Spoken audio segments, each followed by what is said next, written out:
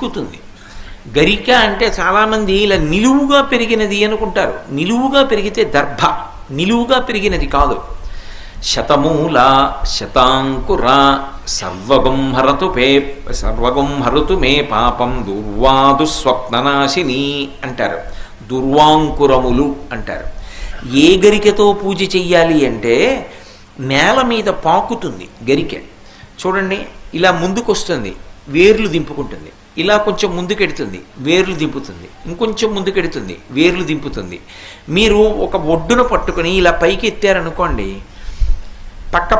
పక్కపక్కనే వేర్లకి మట్టితో తీగలా పైకి లేస్తుంది ఆ గరిక. దాన్ని దుర్వా అంటారు. పైకి లేచిందనుకోండి దర్భ, అది కుష అంటారు. అవి దర్భల కట్ట కింద ఉపయోగపడతాయి. ఆ గరిక కాదు. ఏ గరికతో పూజ చేయాలి అంటే నిజానికి నేల మీద పాకిన గరిక శ్రేష్టం. అది ఎందుచేత అంటే